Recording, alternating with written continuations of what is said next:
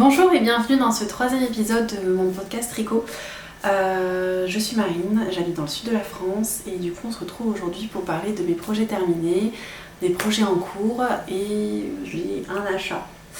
Ça fait un moment que je ne suis pas venue vous présenter tout ça depuis fin mai, mais bon, le mois de juin a été très occupé, après il a fait très chaud, donc c'était pas très motivant pour avancer sur les projets.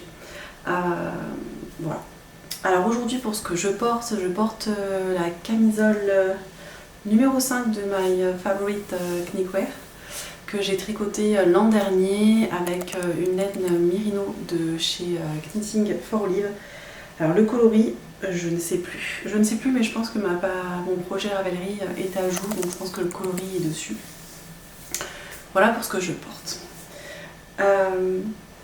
Pour mes projets terminés, un dont je suis très fière, le Paul Sweater est enfin terminé. Vraiment, je crois que je ne serais pas revenue par ici sans qu'il soit terminé. C'est un projet qui est quand même très long, mais très beau. Enfin, il m'a donné beaucoup de mal parce que les finitions, je trouve, sont très longues. C'est vraiment pas un projet que je conseillerais aux débutantes.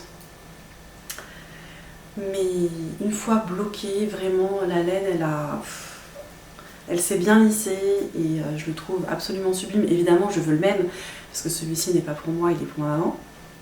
Mais j'ai passé tellement de temps à le tricoter que je vais attendre un petit peu avant de me faire ma propre version. Donc quand on s'est quitté la dernière fois, j'avais joint en rond sous les bras, mais le col n'était pas fait. Le col n'était pas fait, donc pour la construction, pour le rappel, on commence par les épaules. On vient réaliser des diminutions. On tricote ensuite le dos. Il y a des rangs raccourcis sur le dos. Il y a des rangs raccourcis sur les manches. Et une fois qu'on a joint en rond, forcément, on tricote le jersey et vient ensuite les finitions. Et c'est ça finalement qui prend le plus de temps parce qu'il y a 13 cm de cotte 1-1 au niveau des manches. Il y a le col aussi en cotte 1-1 avec une diminution centrale. Et il y a le bas du corps avec normalement 15 cm de cotte 1-1, mais moi j'en ai fait que 12 je crois, 12 ou 13 parce que j'arrivais à la fin de ma dernière pelote et franchement pour 3 cm, j'avais pas envie de repasser commande pour de la laine. Un peu plus court que ce qu'il est recommandé, mais vraiment à l'essayage, il taille parfaitement. Je vous mettrai une petite vidéo pour voir le porter. Après c'est une taille L, forcément, moi je pense que je me serais tricoté un S ou un M. Là vu que c'était pour ma maman, j'ai tricoté une taille plus grande. Mais j'aime bien aussi le côté un peu loose. Et c'est vrai qu'au tricotage, ça faisait assez rabougri, même au niveau des manches. Je me suis dit, elles sont pas si longues que ça, est-ce que ça va suffire? Mais finalement, après le blocage, vraiment la laine s'est détendue et les manches, elles sont super longues, vraiment super longues. Voilà, pour rappel pour la laine, c'est la Mode at Roanne Alpaga Wool et le coloris c'est Powder. Je sais pas si je prononcerai bien, mais bon. En tout cas, c'est un joli bleu ciel. Vraiment, je suis très fan de ce coloris. Je trouve qu'il rend très bien avec le pull. C'est très très joli. J'aime beaucoup. Pour les aiguilles, on tricote les manches, le corps en 4 mm et toutes les finitions, c'est en 3.5. Non, je dis des bêtises. Je pense que c'est du 3 mm. C'est sûr que c'est du 3 mm sur celui-là. Même sur le col, je pense que oui. Donc 3.5 mm. Voilà. Donc à quand ma prochaine version, je ne sais pas. Mais vraiment, je le trouve absolument sublime. Et je ne le recommande pas pour des débutantes parce que sinon elles vont se décourager très très vite. Et je rajoute qu'il y a plusieurs parties qui se tricotent entre les épaules, le dos, les demi-devants, les manches. Je ne sais pas combien de fils j'ai rentré à la fin j'en pouvais plus. Voilà, je pense que j'ai tout dit pour le pôle sweater. Donc ça c'est mon premier projet terminé.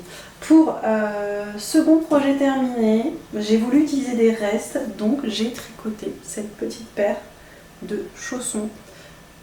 Je regarde un peu le retour caméra parce que le soleil s'amuse avec les nuages. Voilà. Donc voici cette petite paire de chaussons, je les trouve trop chou. Je les avais vus sur le podcast de Raphaël. Je mettrai la référence et elle renvoyait vers un tuto YouTube dont je vous mettrai le lien en dessous aussi. C'est pour un bébé à naître dans la famille, forcément vous l'aurez compris, hein, pourquoi je tricoterais des chaussons bébés sinon. Et j'ai utilisé mes restes d'Arwetta coloris et crus, juste j'étais un peu à court sur la fin, d'ailleurs on le voit au niveau de la couture d'un des chaussons. Donc j'ai pris des restes d'une autre laine qui est pas tout à fait pareil parce qu'en fait là la Arwetta en l'occurrence je l'ai doublée. Je l'ai doublée sinon j'avais pas le bon échantillon parce qu'il faut un fil plutôt DK et la Arwetta elle est fingering. Je l'ai doublée. Je l'ai doublée pour les chaussons et par chausson il faut compter 12 grammes de laine. Il faut je pense voir un tout petit peu plus large parce que voilà moi j'ai été à court de laine sur la fin alors qu'il me restait 12 grammes sur ma pelote. Donc je pense qu'on peut rajouter 2-3 grammes de plus. 2-3 grammes de plus. Mais c'est quand même pratique pour passer ces restes de laine parce que c'est vrai qu'on finit par les accumuler.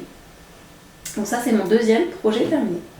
Et mon troisième projet terminé, il s'agit de la Galilée Scarf de laine amourée. Voilà.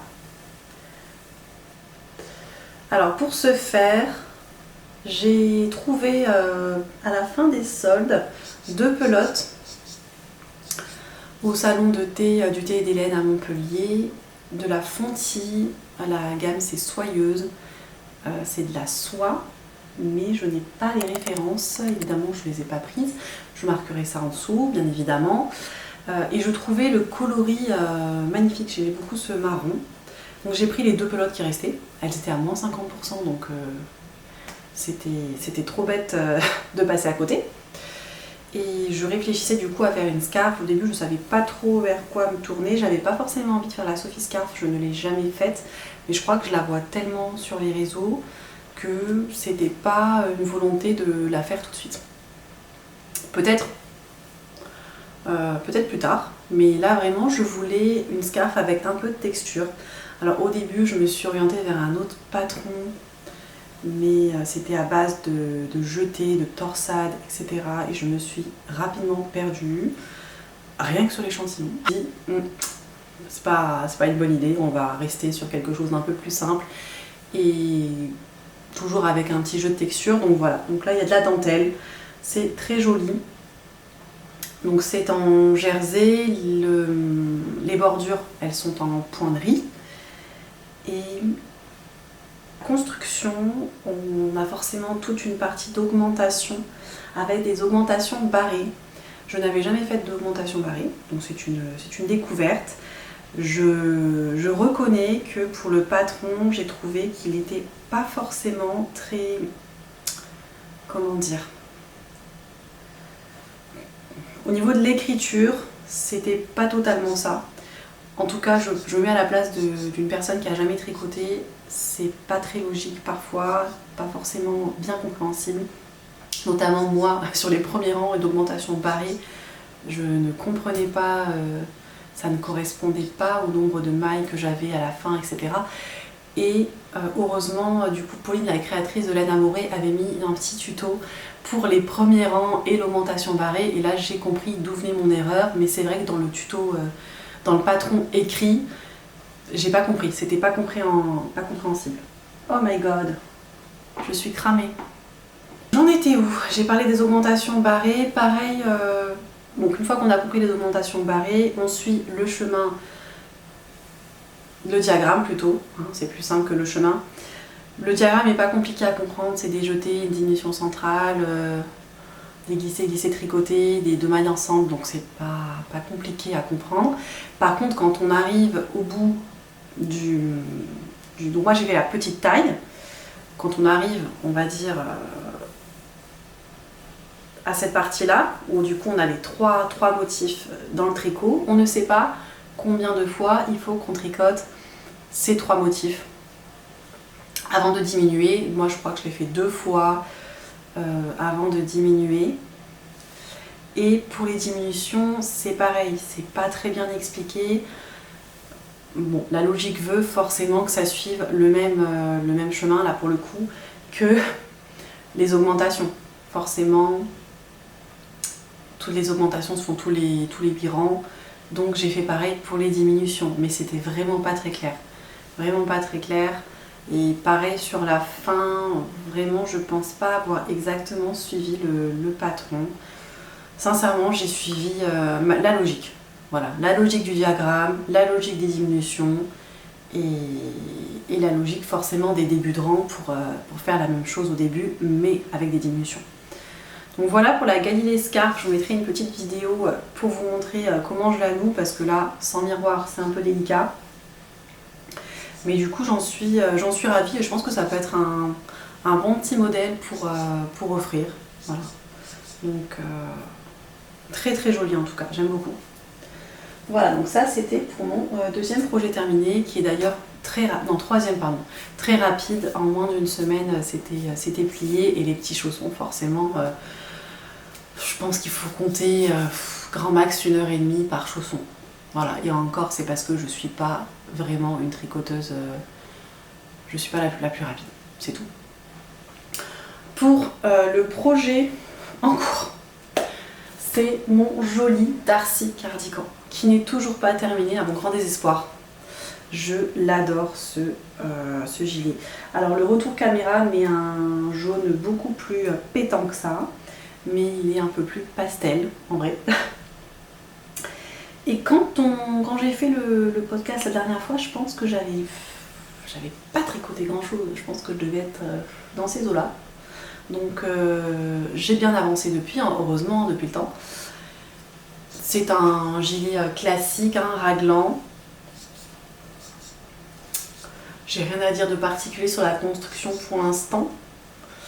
La seule chose que j'ai à préciser, c'est les diminutions des manches. Les diminutions des manches ne se font pas, en tout cas pour la taille que j'ai choisie, elles ne se font pas en dessous la manche, mais au-dessus de la manche. Et j'ai trouvé ça très particulier. Au début, j'avais peur que ce soit pas élégant, mais finalement, c'est pas moche. Ça donne un côté un peu structuré à la manche. Ouais, c'est pas mal. C'est pas mal. Après, j'ai vu qu'il y avait des tailles au-dessus où, au bout d'un moment, il y a des diminutions et en dessous et au-dessus. Mais pour la taille que j'ai choisie, c'était pas mon cas. C'était pas mon cas. Pour rappel, du coup, pour ce gilet, j'utilise la Mérinos et la Mohair et Soie de chez Loli Lafay, coloris Mimosa. Vraiment, c'est une laine, enfin les deux, hein, c'est super agréable à tricoter. C'est vraiment, je prends beaucoup de plaisir à le faire. Vraiment, j'aime beaucoup. Pour les tailles d'aiguille, c'est du 4 mm pour le jersey, et pour les côtes, on est à du 3,5. Et vous vous demandez pourquoi je ne l'ai pas terminé. Bah, figurez-vous qu'il y a un souci d'approvisionnement en laine. J'ai commandé un peu tardivement, quand j'ai vu que j'arrivais au bout de ma dernière pelote, une pelote supplémentaire de Mérino, parce qu'il me reste encore du Mohair et Soie, et je pense que ça devrait suffire pour terminer les côtes et faire la pâte de boutonnage et l'encolure. Et j'ai commandé du coup cette fameuse pelote de Mérino en même temps que mon prochain achat. Le 16 juillet, aujourd'hui on est le 30. Et déjà il y a eu un petit peu de durée avant que ce soit expédié, et un petit souci de relais colis qui ne me disait pas que mon colis était arrivé. Au final, je me suis déplacée au relais hier, ils avaient mon colis, j'étais super contente jusqu'à ce que je rentre chez moi, que j'ouvre mon colis et que je me rends compte que la pelote n'était pas en mérino mais en coton cachemire. Donc ultra déçue parce qu'en fait je pars en vacances la semaine prochaine à la montagne, et ici on est dans le sud, donc pour l'instant je ne le porte pas, mais je me faisais une joie de me dire à la montagne je vais pouvoir porter mon gilet pour les soirées un peu fraîches, pour les matinées fraîches, ou même tout simplement si les journées sont fraîches. Et en fait, pas du tout, parce qu'il ne sera pas terminé. Voilà, donc j'étais vraiment déçue pour ça. J'ai envoyé un mail du coup au SAV. J'attends une réponse pour savoir quand est-ce qu'elles peuvent me renvoyer la bonne pelote, hein, ou faire un échange du coup avec la mauvaise. Et on verra bien quand est-ce que je vais la recevoir. Mais au mieux, je pense que je vais le prendre avec moi. Mais je vais pas emporter avec moi les tapis de blocage, les épingles. Peut-être je l'aurai terminé sur mes vacances. Je me dis que je peux peut-être lui donner un petit bain et en profiter, mais il sera pas bloqué dans les règles de l'art. À voir. À voir si sur le rendu c'est choquant ou pas. Mais c'est juste histoire de me dire je le porte un petit peu parce que ici je suis vraiment pas prête du tout de le porter. Voilà pour le Darcy Cardigan, mais c'est vrai qu'il me reste pas grand chose, hein. Je crois que j'ai fait déjà 3 ou 4 cm de côte et en tout il en faut 8, donc j'ai fait la moitié et ensuite il me reste juste la patte de boutonnage et l'encolure. Voilà, donc c'est pas si long ce qui reste à faire, mais c'est ma faute. J'aurais dû anticiper, je savais très bien que j'aurais pas assez de laine, j'aurais dû passer commande plus tôt. Mais on remet toujours à plus tard ce qu'on est censé faire. Ça, je pense que c'est tout en pareil. Voilà. Donc ça, c'est pour mon Darcy Cardigan. Pour, du coup, mon prochain projet, j'ai rangé la laine dedans. Donc ça, c'est mon sac Ready Nine. Je sais pas si je vous l'avais déjà montré. Mon sac à projet que j'ai eu pour Noël. Et je trouve super parce qu'il est très grand. Très grand, très large. Alors à la maison ça peut facilement être un fourre-tout. Je le laisse ouvert et puis pouf, je pose mon projet et je peux ne pas le refermer pendant des semaines, hein. Et du coup il accumule plein de bricoles. Mais là je l'ai fait au propre hier, donc il est très bien rangé. Pour le coup c'est du coton cachemire pour mon prochain projet que j'ai du coup commandé aussi chez Lolita Fée parce que j'aime beaucoup ce qu'elle fait. Coloris coco, c'est vraiment un blanc pur. Et c'est plutôt doux. Franchement, moi qui suis pas du tout une adepte du coton, j'aime pas trop les fibres d'été, c'est pour ça que j'en tricote peu. Même celui-là, voilà, je l'ai fait en mérino, mais bon, finalement je ne le porte quasiment pas parce qu'il donne trop chaud. Et là, bon bah je me suis dit, j'ai envie de me faire un petit t-shirt. Et voilà pourquoi j'ai commandé du coup ce coton cachemire. Alors on sent quand même bien le coton, plus le coton que le cachemire, mais ça reste doux. Ça reste doux pour un fil d'été. Donc à voir au tricot ce que ça donne. Et pour du coup ce projet, qu'est-ce que j'ai prévu de faire? Je regarde l'ordi parce que bien évidemment j'ai pas le nom. Alors si j'ai le nom, mais je voudrais pas dire de bêtises, il me semble que c'est Freestyle qui s'appelle. Freestyle Shirt. Freestyle Shirt de Paula M. De Paula M. J'avoue que pour l'instant j'ai juste tricoté l'échantillon. J'ai juste tricoté l'échantillon. Il n'est pas bloqué encore, l'échantillon. Donc il va être bloqué aujourd'hui. Et pour l'instant j'ai pas grand chose à vous dire dessus parce que je n'ai pas étudié le patron, bien évidemment. Tout ce que je peux dire c'est que c'est 3,5 les aiguilles. Ça reste assez petit quand même, donc j'espère qu'il sera pas trop long à être tricoté. Après ici il fait chaud jusqu'à tard, vraiment le t-shirt on peut le mettre jusqu'au mois d'octobre inclus. Je pense que c'est possible de le porter. Voilà, c'est pour ça d'ailleurs que je me lance dans un projet d'été quasiment au mois d'août. Voilà. C'est parce que je me dis, même si je le termine le mois prochain, je pourrais quand même en profiter. Voilà. Donc voilà pour le Freestyle Shirt. C'est mon prochain projet. C'est mon prochain projet. Et du coup c'est tout pour aujourd'hui. C'est tout pour aujourd'hui. J'ai l'impression d'avoir oublié quelque chose ou de dire quelque chose. Mais bon, à voir. À voir au montage. Peut-être que je rajouterai des infos, je n'en sais rien. En tout cas, merci beaucoup. Si vous êtes arrivé jusque là, n'hésitez pas à me laisser un petit mot et puis à une prochaine fois.